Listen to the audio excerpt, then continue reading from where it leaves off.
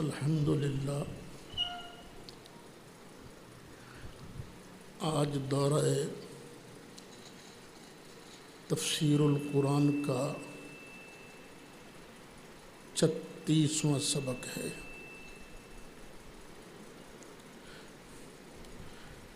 سورہ بقرہ کی آیت مبارکہ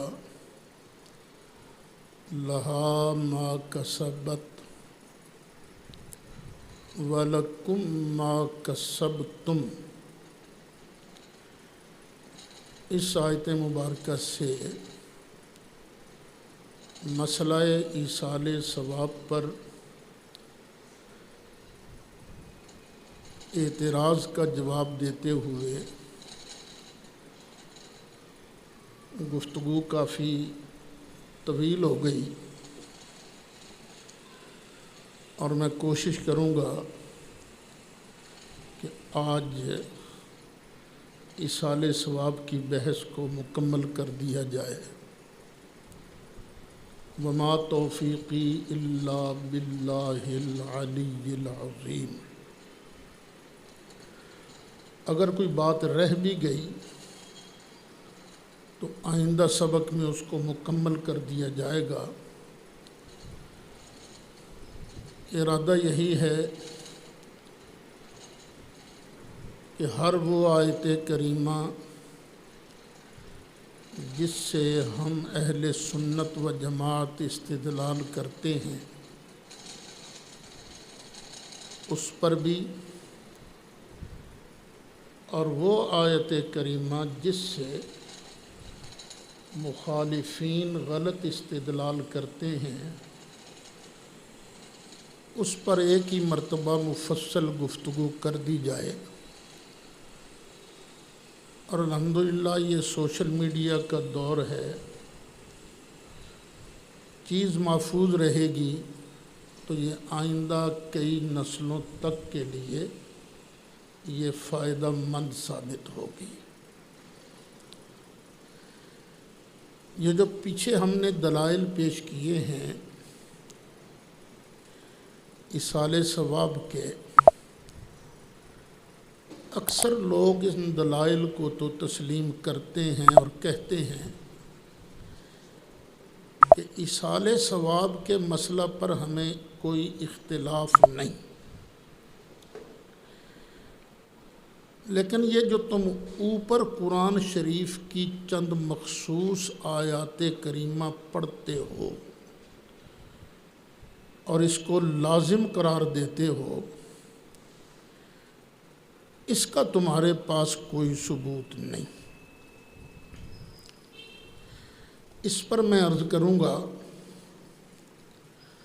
کہ ہر بندے کو دیانت امانت سے کام لینا چاہیے۔ سوال وہ کرنا چاہیے، اعتراض وہ کرنا چاہیے جو اگلے کا اعتقاد ہو۔ میں اہل سنت کا خادم ہونے کی حیثیت سے برملا اس بات کا اعلان کرتا ہوں کہ ہمارے نزدیک کھانے کے اوپر چند مخصوص صورتوں کا پڑھنا کوئی لازمی نہیں۔ ہم یہ نہیں کہتے کہ ایصال ثواب کے لیے کھانا شرط ہے اور پھر قرآن حکیم کا اوپر پڑھنا یہ بھی شرط ہے۔ ہم تو اتنا کہتے ہیں کہ اگر کسی نے صرف کھانا پکا کر کسی غریب مسکین کو کھلا دیا اور اس کا ثواب کسی بھی میت کو بھیجا تو یہ بھی جائز ہے،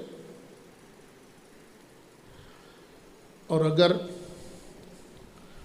صرف قرآن حکیم پڑھا، کچھ صورتیں پڑھیں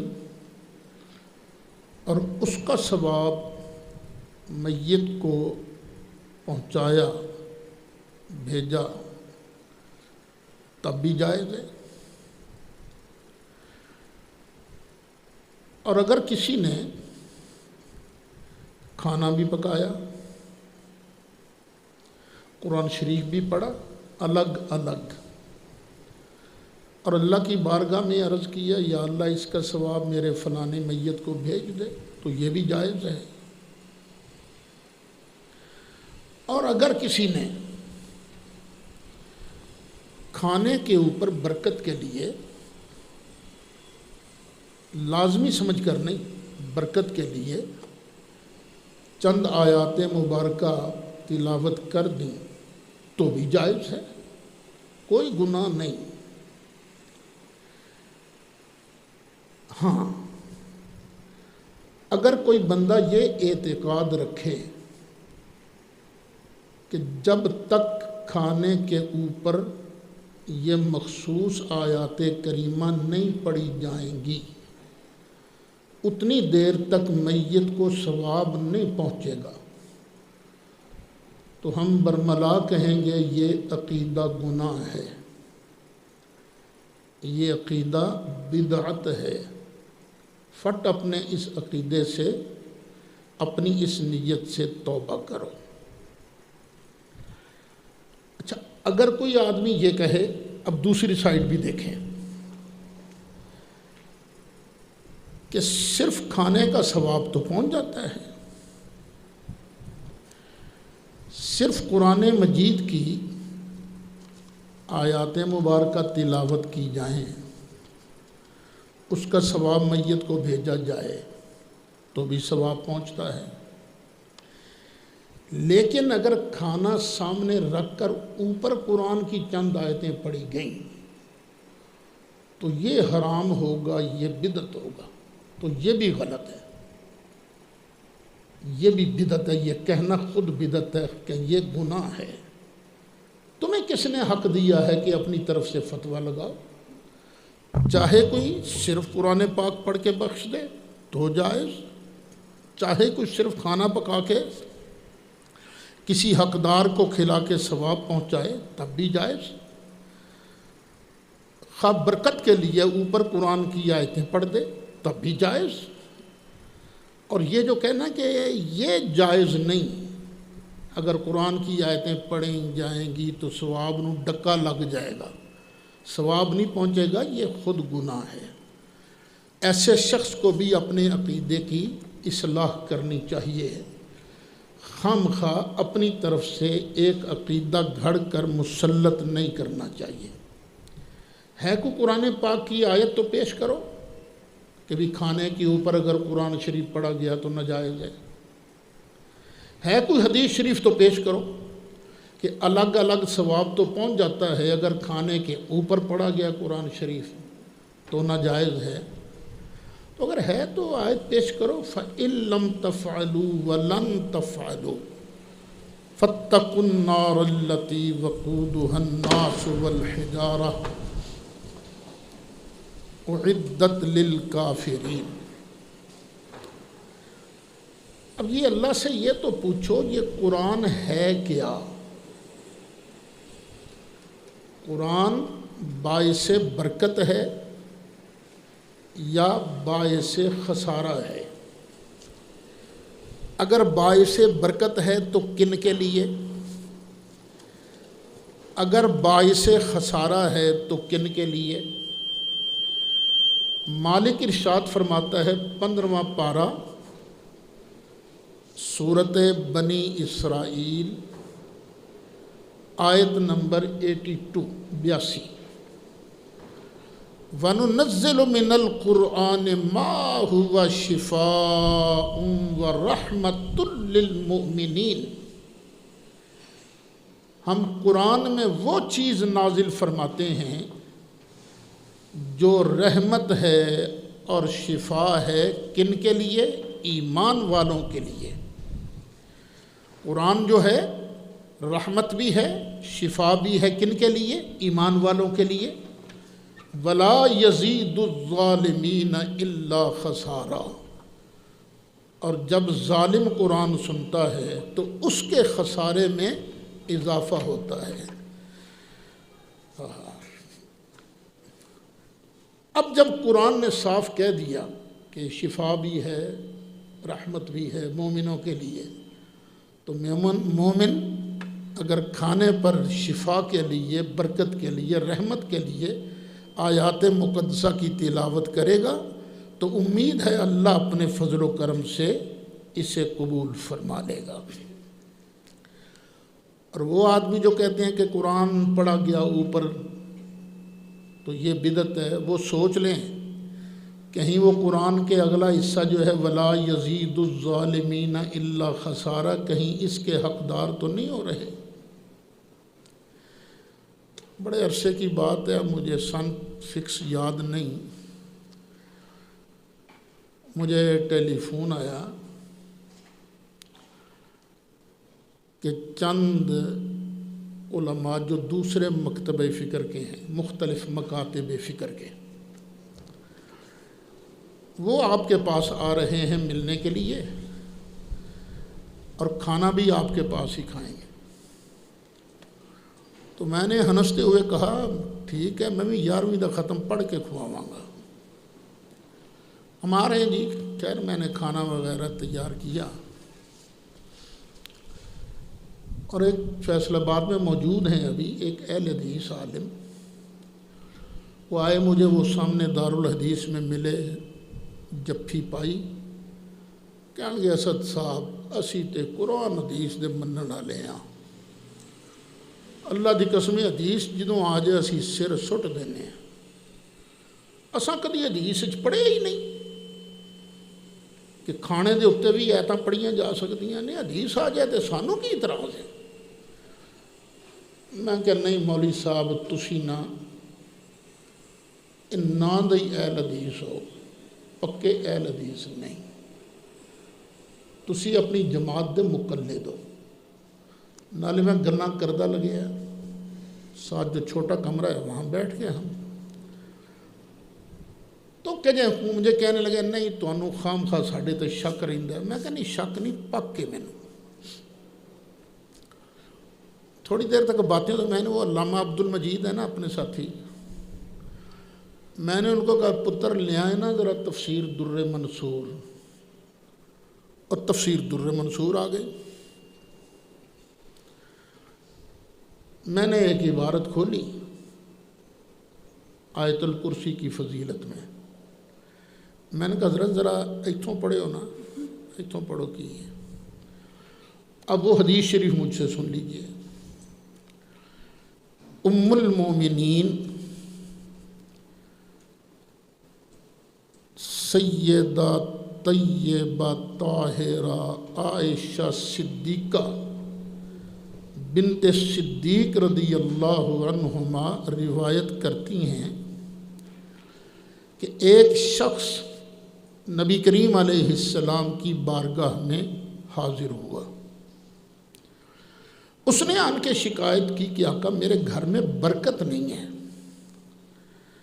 تو نبی کریم علیہ السلام نے ارشاد فرمایا این انت من آیت الکرسی، اور تم آیت کرسی کو کیوں بھول چکے ہو؟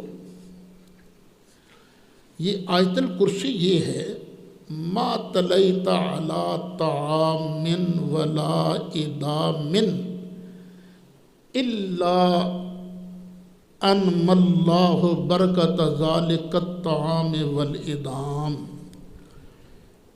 کہ جس کھانے یا جس سالن پر آیت الکرسی پڑھو گے اللہ تعالیٰ اس کے کھانے اور سالن میں برکت عطا فرمائے گا۔ یہ تفسیر در منصور ہے، جلد پہلی ہے، صفحہ 323 ہے۔ انہاں حدیث شریف تو پڑھ لی انہوں نے، تو اب وہ کہیں گے اسد صاحب تھوڑے پیراں تے چمبل سی وہ کی حال ہے؟ میں کہا جی چمبل اللہ کرے گا ٹھیک ہو جائے گی، تسی اے دسو آ کی لکھے، ویسے طبیعت تھوڑی ٹھیک رہندی ہے، وہ اس طرف آئے ہی نہیں۔ اچھا خیر وہ آئے، میں نے کھانا وانا کھلایا، کھانا وانا کھلا کے نا میں نے ان سے کہا، میں نے کہا حضرت آپ دعا فرما دیجیے۔ اب انہوں نے دعا کی، اور دعا کیا تھی؟ دعا میں یہ بھی تھا یا اللہ یہ جو ہم نے کھانا کھایا ہے مولانا سعید اسد صاحب کی طرف سے، یا اللہ اس کا ثواب ان کی والدہ مرحومہ کو بھی پہنچا۔ یہ ساری انہوں نے دعا مانگی۔ میں نے کہا جزاک اللہ، تو حضرت ہم لڑائی تے مک گئی ہے نا اپنی، تساں میری والدہ مرحومہ نو اس کھانے دا ثواب پہنچا ہے جڑا میں اسے نو اسی ختم شریف کہنے ہیں۔ تو اللہ تعالیٰ سمجھ نصیب فرمائے۔ قرآن پڑھنا جو ہے یہ باعث برکت ہے۔ ایک اور حدیث شریف سن لیجئے، یہ حدیث شریف ہے ترمذی شریف کتاب المناقب باب نمبر 5 فی آیات اثبات النبوت صلی اللہ علیہ وسلم وما قد خصہ اللہ عز وجل بہ، جلد 5 صفحہ 555، طبع مکہ مکرمہ، پھر صفحہ جلد 2 صفحہ 204، یہ جو کراچی کی چھپی ہوئی ہے ترمذی شریف، اس کے اندر بھی حدیث موجود ہے۔ اور یہ حدیث شریف جو سنانے والا ہوں یہ بخاری شریف جلد 1 صفحہ 505 اور مسلم شریف جلد 2 صفحہ 179 پر موجود ہے، یعنی پیور کھری اور صحیح حدیث شریف یہ آپ کے سامنے لگا ہوں سنانے۔ راوی ہیں حضرت سیدنا انس بن مالک رضی اللہ عنہ۔ وہ کہتے ہیں کہ حضرت ابو طلحہ رضی اللہ عنہ یہ حضرت انس کے سوتیلے باپ ہیں، اور یہ حضرت ام سلیم کے سگے بیٹے ہیں حضرت انس۔ فرماتے ہیں کہ ابو طلحہ گھر آئے اور گھر آ کے کہنے لگے کہ میں نے نبی کریم علیہ السلام کی آواز سنی ہے، تو سرکار کی آواز میں نہ مجھے کچھ ضعف کمزوری محسوس ہوئی ہے۔ مجھے یوں لگتا ہے کہ سرکار کو نہ بھوک لگی ہوئی ہے، تو کیا گھر میں کچھ کھانے کو ہے؟ حضرت سلیم کہنے لگیں ہاں،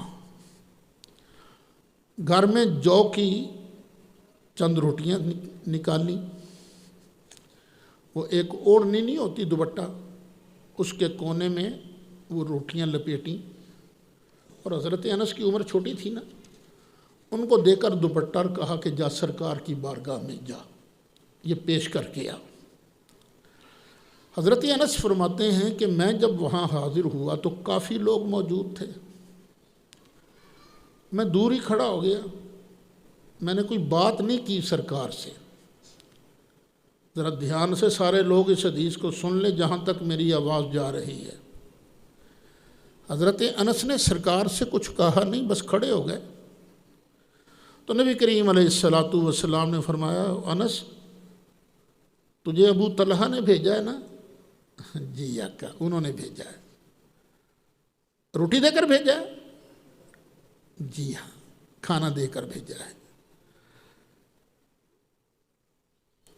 پھر حضرت انس کہتے ہیں سرکار نے جتنے صحابہ موجود تھے نا سب کو کہا چلو اٹھو اٹھو بھائی، چلو ان کے گھر چلتے ہیں۔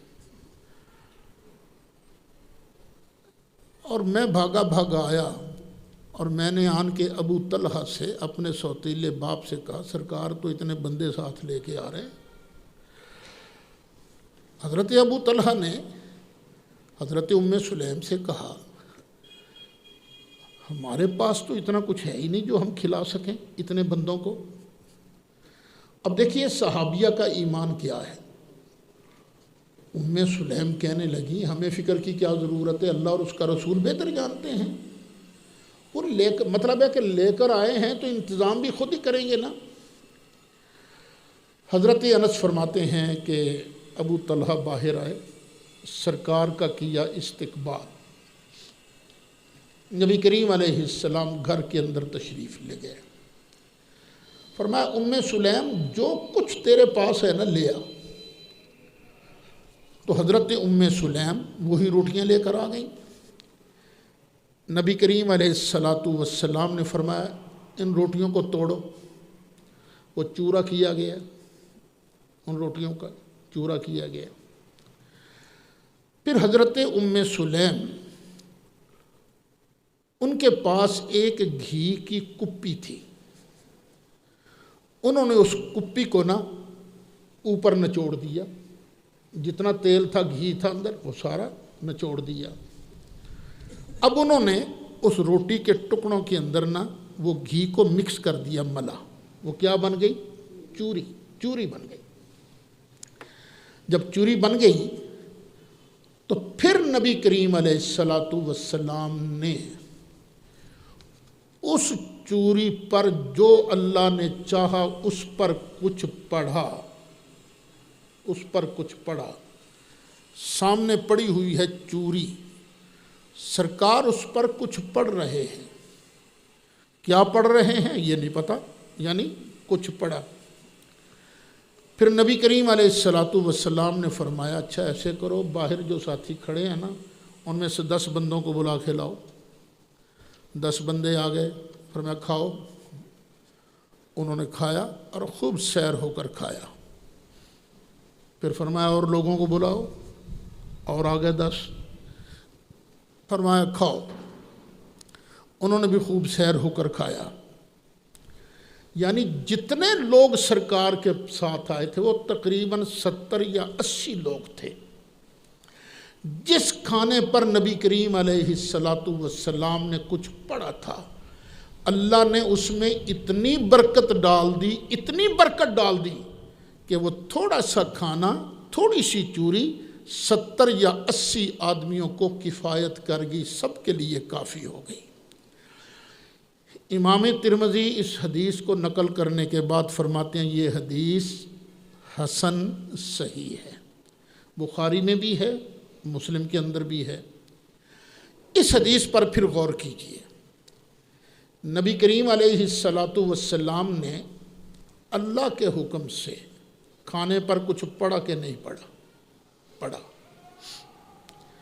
اور جس پر پڑھا گیا تھا، جس کھانے پر، اس میں اللہ نے برکت ڈالی کہ نہیں ڈالی۔ اب سرکار نے پڑھا کیا تھا یہ تو ہمیں معلوم نہیں۔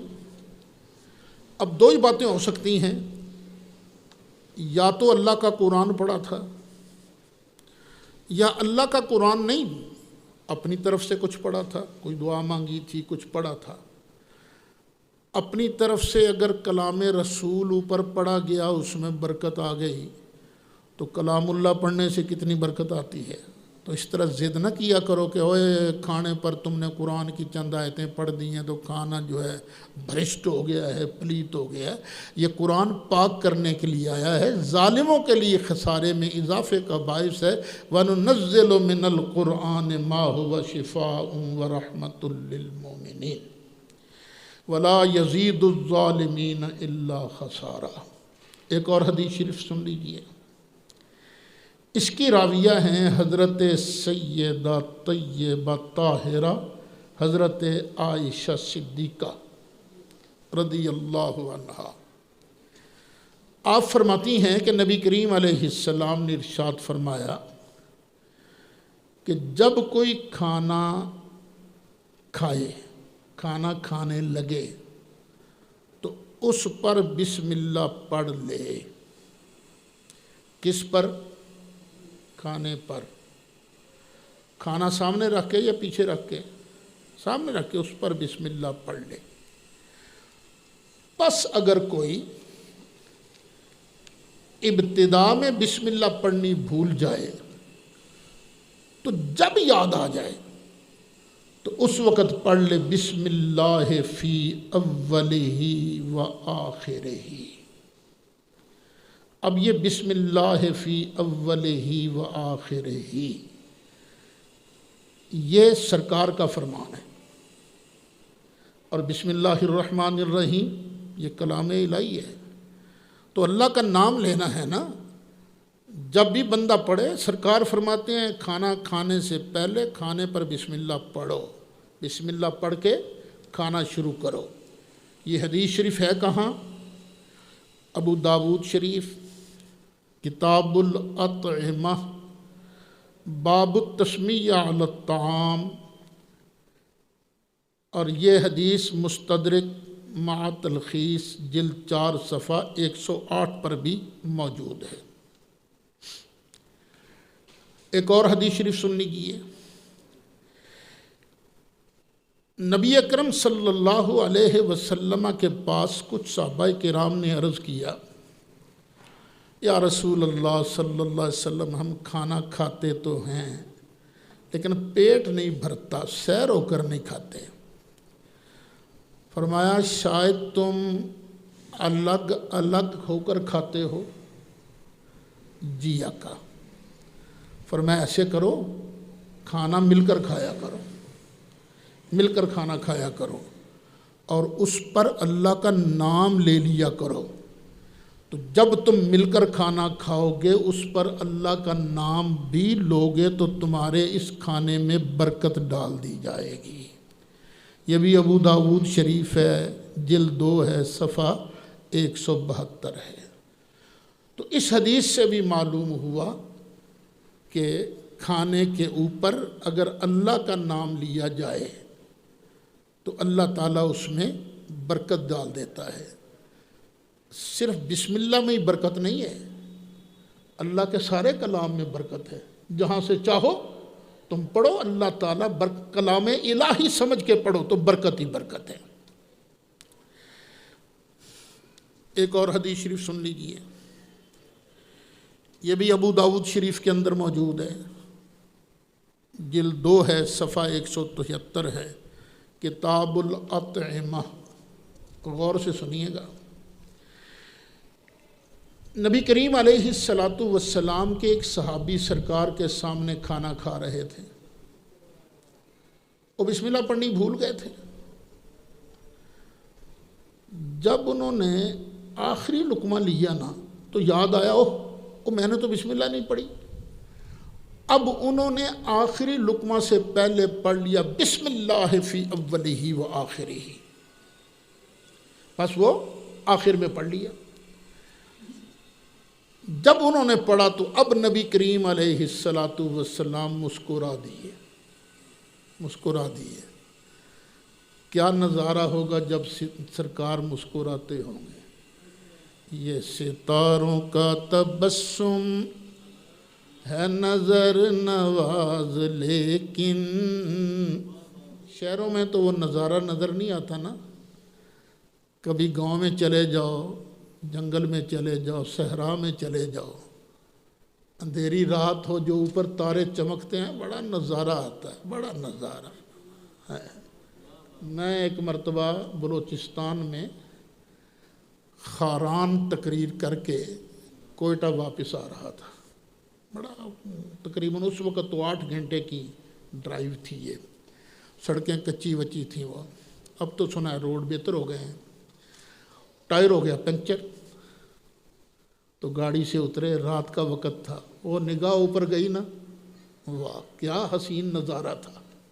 یہ بڑا نظارہ ہوتا ہے، یہ ستاروں کا تبسم ہے نظر نواز، لیکن جو حضور مسکراتے تو کچھ اور بات ہوتی، جو حضور مسکراتے تو کچھ اور بات ہوتی، جو مدینہ ہم بھی جاتے تو کچھ اور بات ہوتی۔ سرکار مسکراتی ہے۔ سرکار نے فرمایا، صحابہ نے عرض کیا ہوگا نا آقا خاص بات ہے کوئی مسکرائے؟ فرمایا دیکھو اس نے کھانا شروع کیا تھا نا، اس نے کھانے کی ابتدا میں بسم اللہ نہیں پڑھی تھی، تو اس کے کھانے میں شیطان شریک ہو گیا، وہ بھی ساتھ کھاتا رہا، اور جب اس نے آخری لقمے سے پہلے بسم اللہ پڑھ لی، بسم اللہ فی اولہ و آخرہ پڑھا، تو اب شیطان نے سارا کھایا پیا قے کر دیا، الٹی کر دی۔ تو میں یہ نظارہ دیکھ کر مسکرا دیا۔ بیٹھے تو صحابہ کرام بھی پاس تھے نا، لیکن صحابہ کو شیطان کا قے کرنا نظر آیا؟ نہیں نظر آیا۔ تو کس کو نظر آیا؟ سرکار کو نظر آیا نا۔ تو سرکار کو اپنے جیسا مت سمجھا کرو. اللہ تعالیٰ نبی پاک علیہ الصلاۃ والسلام کی آنکھوں سے پردے ہٹا دیتا ہے، پھر مصطفیٰ کی آنکھ غیب کو دیکھ لیتی ہے. ایک یہاں سے ایک مسئلہ اور بھی معلوم ہوا کہ پڑھائی والی روٹی شیطاناں نوں پچدی کوئی نہیں. یہ جو ہے نا، سوچے وہ لوگ جو کہتے ہیں اوے قرآن اوپر پڑھ لیا تم نے، تو یہ سوچو تم کس گروپ میں شامل ہو رہے ہو. یہ پڑھائی والی روٹی کس کو ہضم نہیں ہوتی؟ شیطانوں کو ہضم نہیں ہوتی. قرآن پاک ہے، کھانا بھی پاک ہے، پاک اللہ کا نام لیا گیا، تو اس میں پلیتی کہاں سے آ گئی؟ ہاں پھر قرآن سن لیجئے. قرآن کیا کہتا ہے؟ فَكُلُوا مِمَّا ذُكِرَ اسْمُ اللَّهِ عَلَيْهِ، جس چیز پر اللہ کا نام لیا گیا ہے نا اس کو کھاؤ. چیز حلال ہو، جانور ہو، ذبح کے وقت اللہ کا نام لیا گیا، بسم اللہ اللہ اکبر، یا کوئی اور چیز ہے اس پر بسم اللہ اللہ کا نام لیا گیا تو کھاؤ. یہ حکم کس کو ہے؟ ان کنتم بآیاتہ مؤمنین، اگر تم اللہ کی آیتوں پر ایمان رکھتے ہو. 8واں پارہ نکالو 8واں پارہ سورۃ انعام آیت نمبر 118 119.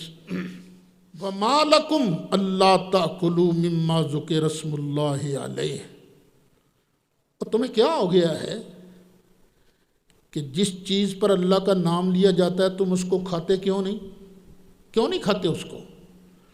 وَقَدْ فَصَّلَ لَكُمْ مَا حَرَّمَ عَلَيْكُمْ، اور جو چیزیں اللہ نے تم پر حرام کی ہیں نا ان کو اللہ تفصیل سے بیان کر چکا ہے. یہ قرآن کہہ رہا ہے. اور جس چیز پر اللہ کا نام لیا جائے، اللہ کا نام لینے کی وجہ سے وہ چیز حرام نہیں ہوتی. جو حرام چیزیں ہیں نا اللہ ان کو تفصیل سے بیان کر چکا ہے. تو میرے بھائی، میرے عزیز، میرے بیٹے، تو جس کھانے پر قرآن مجید کی چند آیات برکت کے لیے پڑھی جائیں، ان کا ایصال ثواب کیا جائے، یہ انہی چیزوں میں سے ہے جن پر اللہ کا نام لیا گیا. اور اللہ کہتا ہے کیوں نہیں کھاتے تم ان چیزوں کو، جبکہ اللہ نے حرام چیزوں کو تفصیل سے بیان کر دیا ہے. کہ اللہ نے کسی جگہ کہا ہے کہ جس روٹی پر قرآن پڑھا جائے تم نے اس روٹی کو نہیں کھانا کیونکہ وہ حرام ہے؟ نہیں میرے بیٹے، دین میں دھاندلی نہیں کرنی چاہیے. دین نام ہی ہے. نبی کریم علیہ السلام جو کچھ لے کے آئے ہیں اس کے آگے اپنے سر کو بندہ جھکا دے. ایک اور حدیث شریف ہے، چھٹی حدیث اس مسئلے میں. حضرت سیدنا امام محمد باقر رحمۃ اللہ علیہ سلام اللہ علی جدہ و علیہ، ان کے نانا جان پر بھی سلام ہو، ان پر بھی سلام ہو. بہت بڑے امام محمد باقر ایک نسخہ بتاتے ہیں. جس بندے کو محسوس ہو رہا ہو نا کہ میرے دل میں کچھ سختی ہے تو پتہ کیا کرے، ایک کٹورے میں زعفران بھی لے، گلاب بھی لے، اس کو مکس کر کے سورۃ یاسین لکھے اور پھر پی جائے. سورۃ یاسین قرآن ہے کہ نہیں؟ قرآن. کس کے ساتھ لکھے؟ زعفران اور گلاب دونوں کو مکس کر کے. تو کیا کرتا ہے اللہ تعالیٰ؟ دل کی سختی کو دور کر دیتا ہے. یہ کون کہہ رہے ہیں؟ امام محمد باقر. اور روایت کون کر رہے ہیں؟ امام بہقی، شعب الایمان، امام بہقی جلد 2 صفحہ 482. اور وہ تفسیر اتقان ہے نا اصول تفسیر میں، امام جلال الدین سیوطی کی کتاب، اس کی جو ترجمے والی ہے اس کی جلد 2 ہے، صفحہ 512 ہے. اب اگر سورہ یاسین شریف اس کے ساتھ لکھ کر پی جائے تو دل کی سختی دور ہوتی ہے، تو میرے بیٹے اسی طرح جس کھانے پر بھی یاسین پڑھ دی جائے گی، جس کھانے پر بھی آیت الکرسی پڑھ دی جائے گی، جس کھانے پر بھی اللہ کا کلام پڑھ دیا جائے گا، تو یہ جو بے ایمانی والی نحوست ہے نا، اللہ تعالیٰ اس کو بھی باہر نکال دے گا۔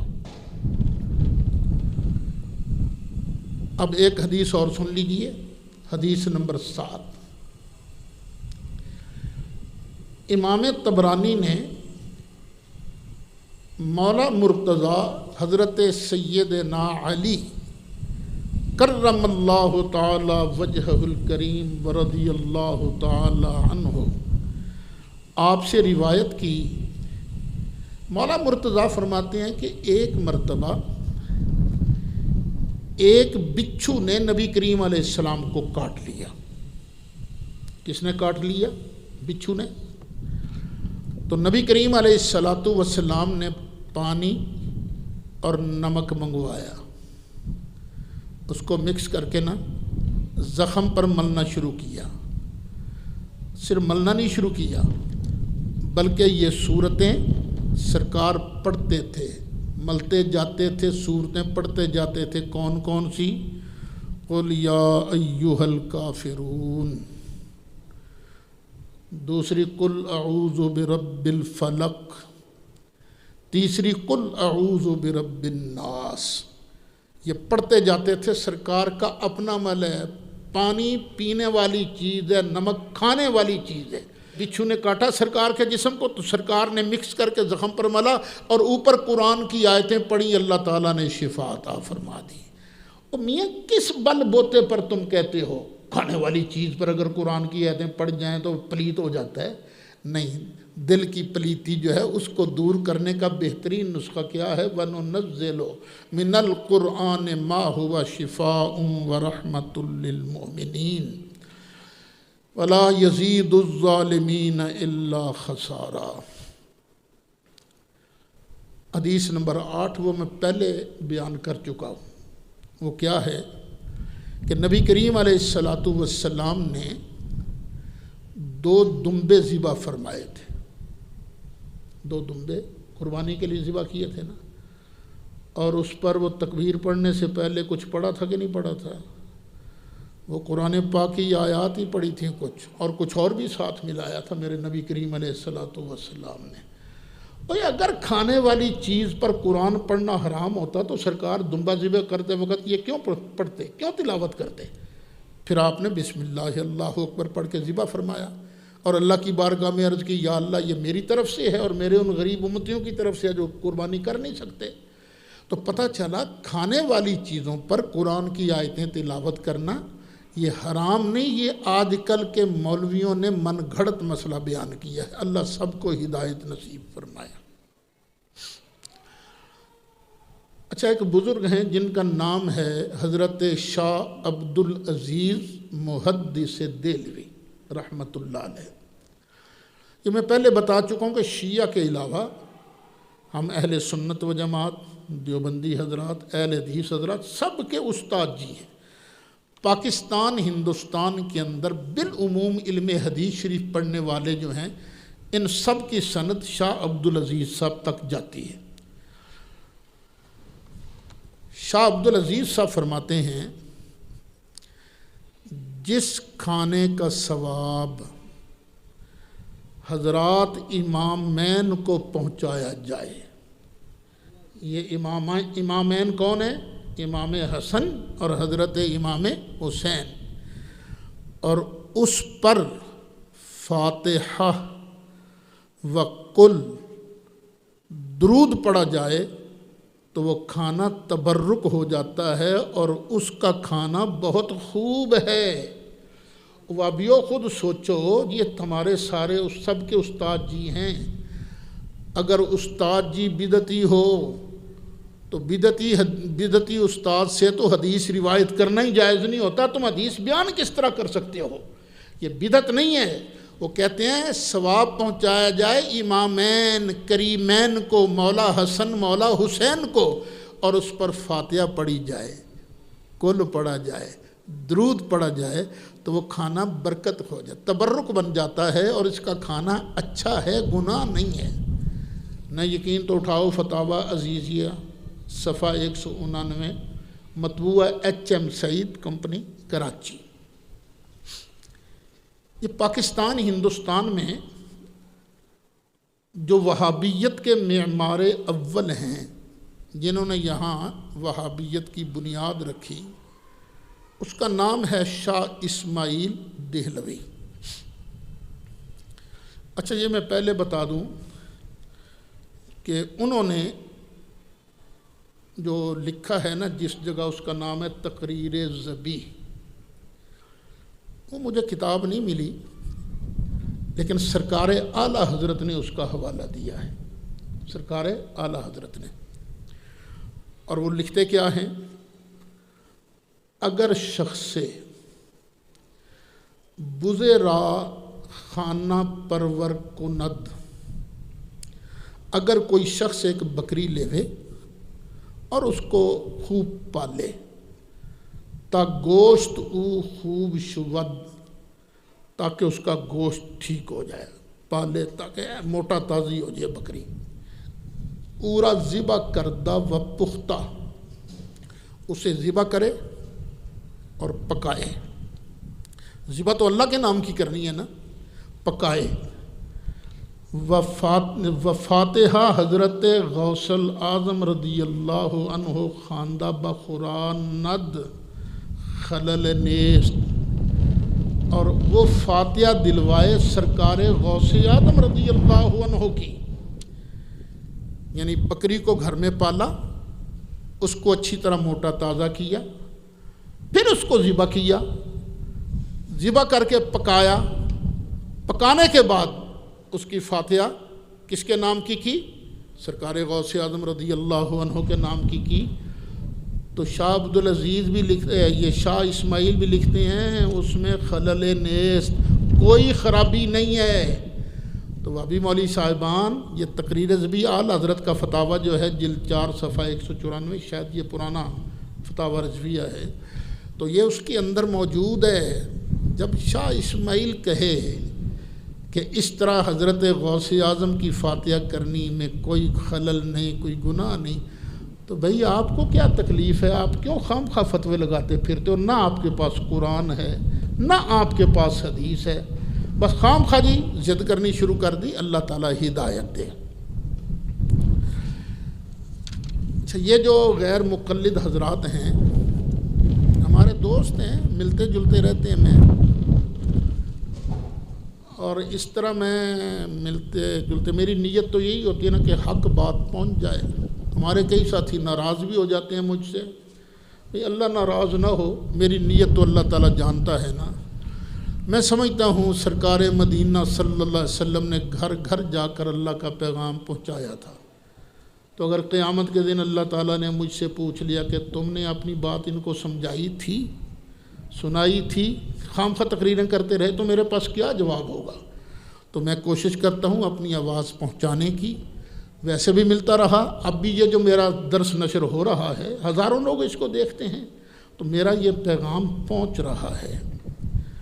تو بھئی آپ دوستوں کے نا فہمائش کے لیے، سمجھانے کے لیے، نواب صدیق حسن خان صاحب بھوپالی، ان کی ایک کتاب ہے الداء والدواء، بیماری اور اس کا علاج، اس کو نعمانی کتب خانہ اردو بازار نے نئے نام سے شائع کیا ہے۔ اصل نام کیا ہے؟ الداء والدواء، تو انہوں نے اس کا نیا نام رکھا ہے کتاب التعویذات۔ اس سے ہم چند اقتباسات آپ کو سنا دیتے ہیں، شاید اس طرح ہم پر فتویٰ بازی کرنے سے آپ لوگ رک جائیں۔ اچھا، اس کے اندر نا موٹی سرخی ہے ختم قادریہ، ختم قادریہ، یہی غوث اعظم کے لیے ایصال ثواب، ختم قادریہ۔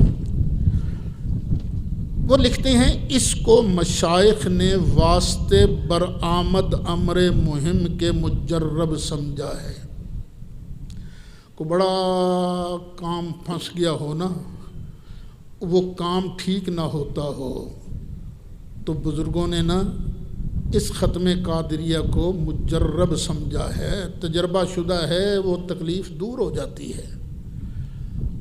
عروج ماہ میں جب مہینہ شروع ہوتا ہے نا، چڑھتا ہے، تو مہینہ پہ جب چڑھتا ہے تو چاند بالکل باریک ہو، تو پھر آہستہ آہستہ وہ بڑا ہوتا ہے، تو عروج ہوتا ہے نا جب اس کا، پنج شنبہ سے شروع کر کے، پنج شنبہ کس کو کہتے ہیں؟ جمعرات کو، چہار شنبہ بدھ کو، تو پنج شنبہ سے شروع کر کے 3 دن تک پڑھے۔ پڑھنا کیا ہے؟ بسم اللہ مع فاتحہ، کلمہ تمجید، درود شریف، سورۃ اخلاص۔ کیا کیا؟ بسم اللہ فاتحہ سمیت، پھر کلمہ تمجید، پھر سورۃ اخلاص۔ ہر ایک کو 111 بار پڑھنا ہے۔ پھر مٹھائی رکھ کر نا، شیرینی، اس پر فاتحہ پڑھ کر اور ثواب اس کا روح پرفتوح آ حضرت و مشائخ طریقت کو دے کر تقسیم کرے۔ تو اس طرح کرے تو اس کا اٹکا ہوا کام پورا ہو جاتا ہے۔ تو اس کا نام رکھا انہوں نے ختم قادریہ۔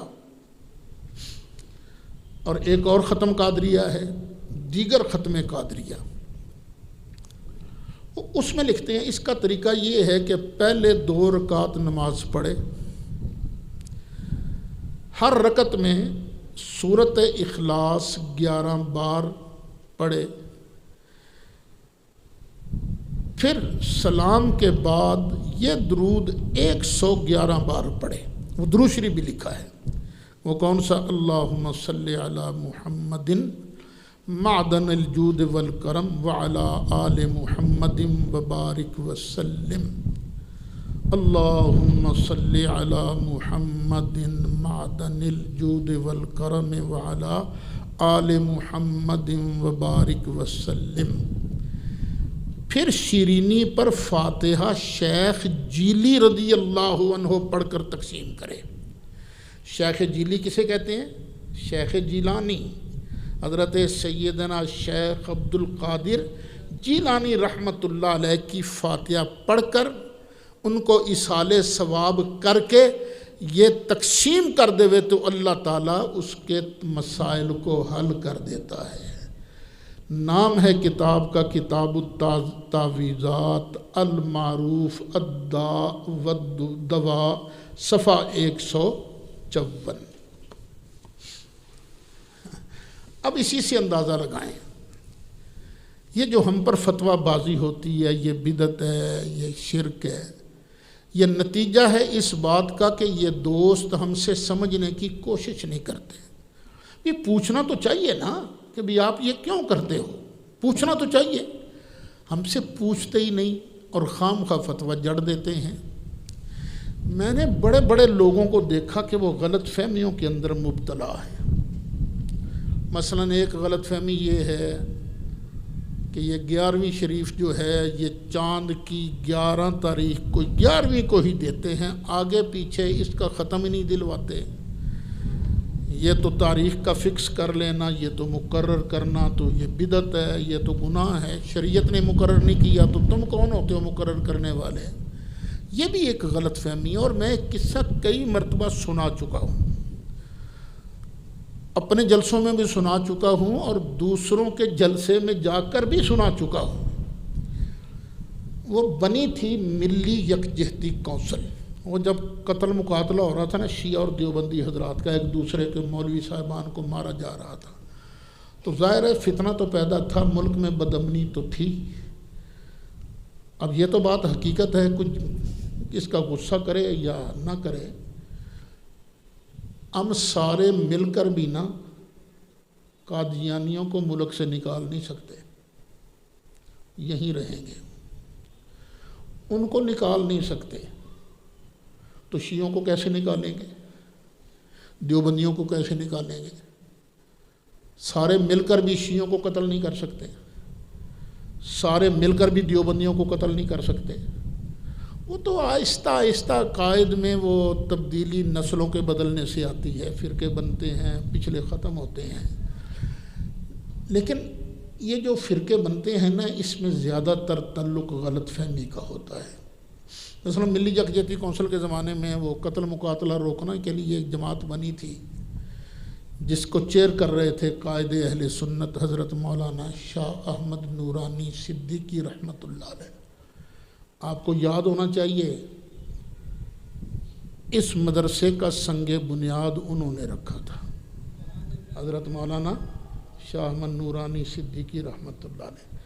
اور مسجد کا سنگ بنیاد ابا جی قبلہ نے، اور میرے استاد تھے جو بریلی شریف بھی پڑھاتے رہے ہیں، حضرت تاج الشریعہ کے استاد، ان کے بھی استاد تھے وہ حضرت مولانا مفتی اختر رضا صاحب کے۔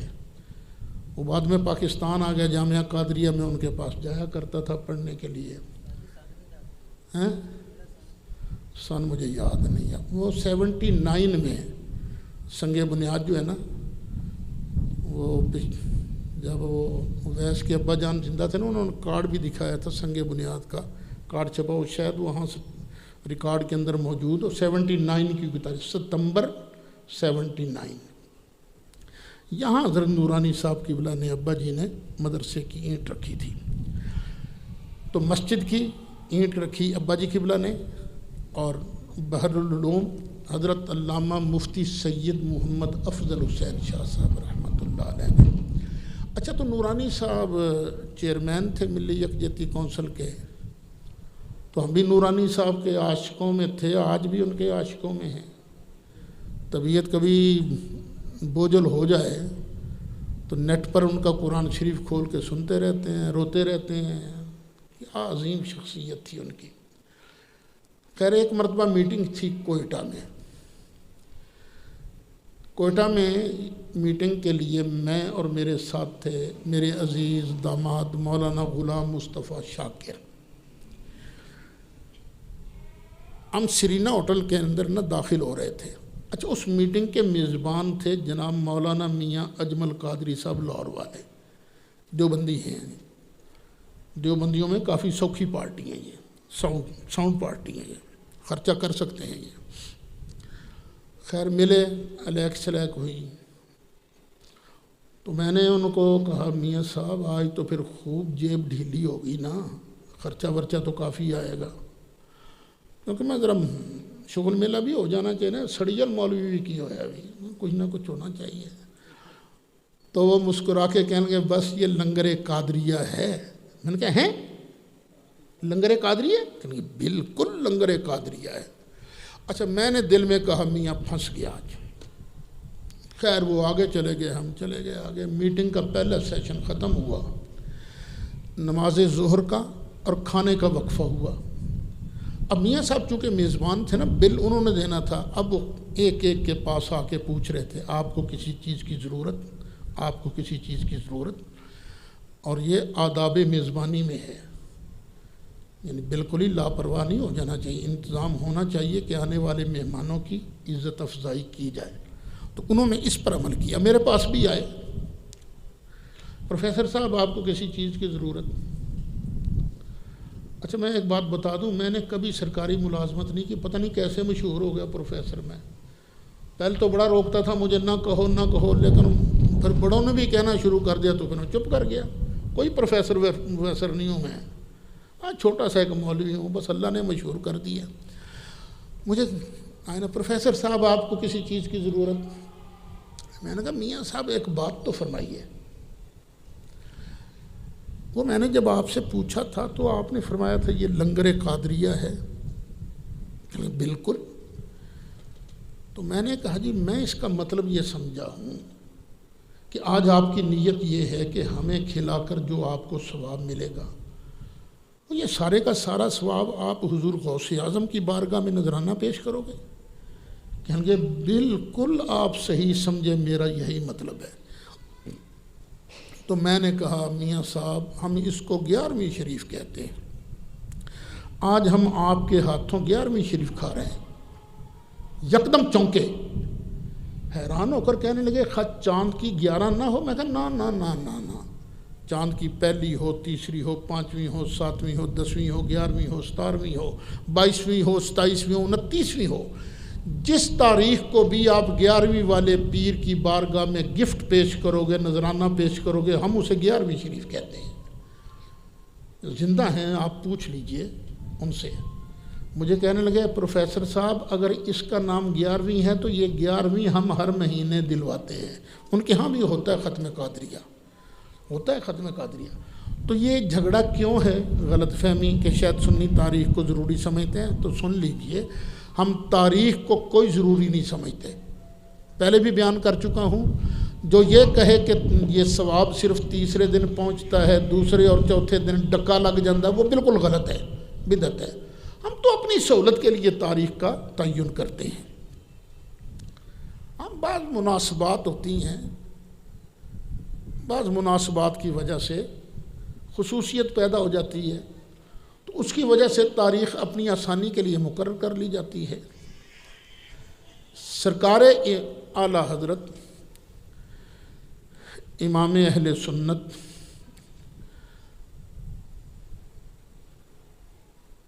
الشاہ امام احمد رضا خان فاضل بریلوی رحمۃ اللہ علیہ، اچھا یہ میں آپ کو پہلے کئی بار بتا چکا ہوں، یہ بریلویت کا تشخص یہ میری وجہ سے نہیں، کسی اور کی وجہ سے نہیں، بڑے سے بڑے عالم جو ہیں ان کی وجہ سے بھی نہیں۔ بریلویت کا تشخص صرف اور صرف اعلیٰ حضرت کی وجہ سے ہے، بس کسی اور کی وجہ سے نہیں۔ یہ نہیں کہ کوئی آدمی ہے تمہارے فلانے مولوی نے یہ لکھا ہوگا، غلط لکھا ہوگا۔ ہمارے سامنے بریلویت کا تشخص کس سے ہے؟ سرکار اعلیٰ حضرت سے۔ وہ ارشاد فرماتے ہیں آرے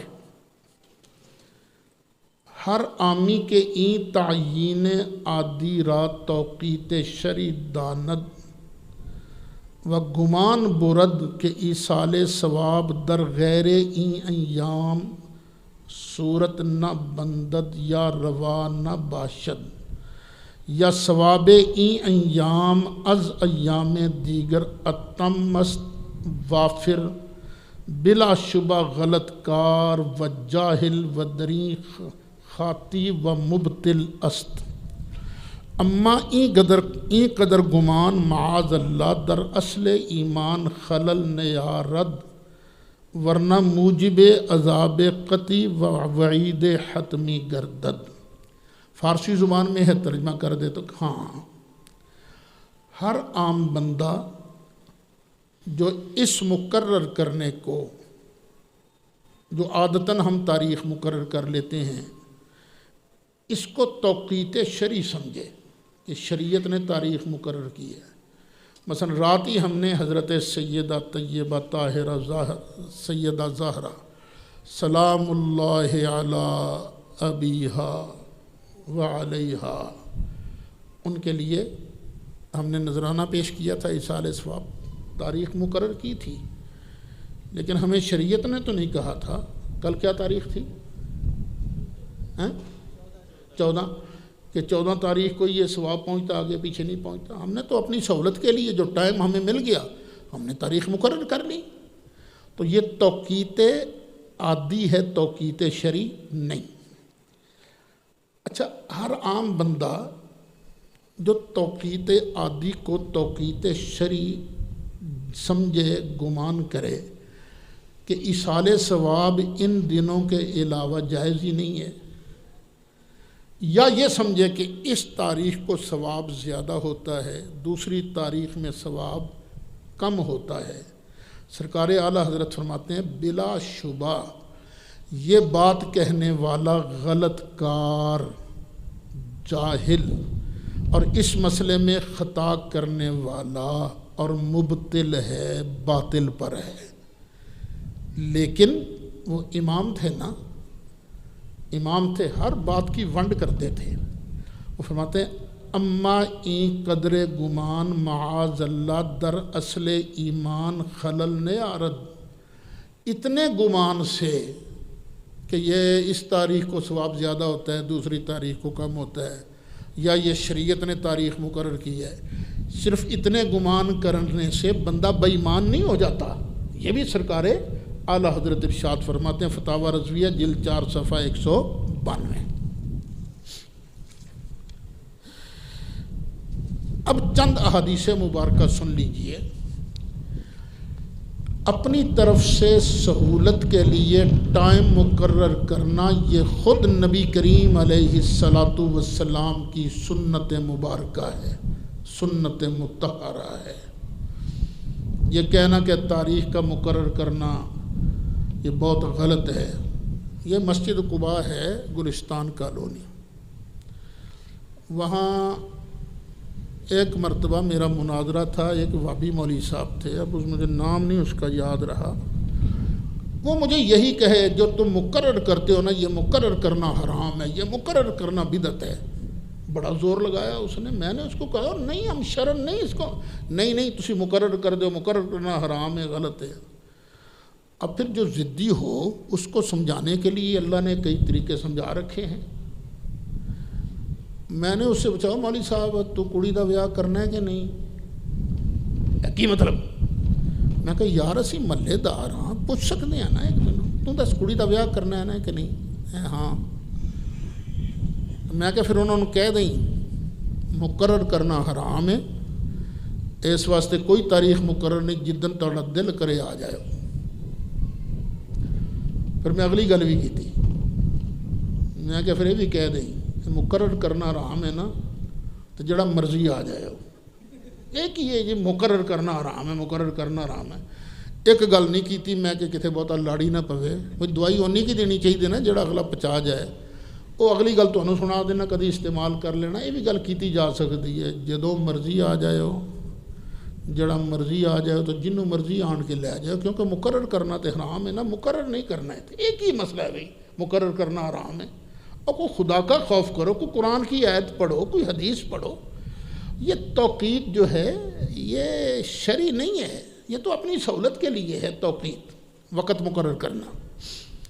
بخاری شریف کی ایک حدیث ہے، ام المومنین سیدہ طیبہ طاہرہ حضرت عائشہ صدیقہ فرماتی ہیں کہ میں نے جب سے ہوش سنبھالا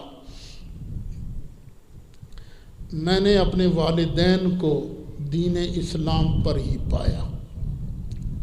جب سے ہوش سنبھالا میری ماں بھی مسلمان، میرا باپ بھی مسلمان۔ اور ساتھ فرماتی ہیں اور نبی کریم علیہ السلام ہمارے پاس ہر روز بلا ناغہ صبح اور شام تشریف لایا کرتے تھے۔ بلا ناغہ کس ٹائم؟ صبح بھی شام بھی تشریف لایا کرتے تھے۔ ہے یہ بخاری شریف میں، جلد پہلی ہے، صفحہ 307 ہے۔ اب دوپہر کے وقت یا شام سے پہلے آنا کو گناہ تھا؟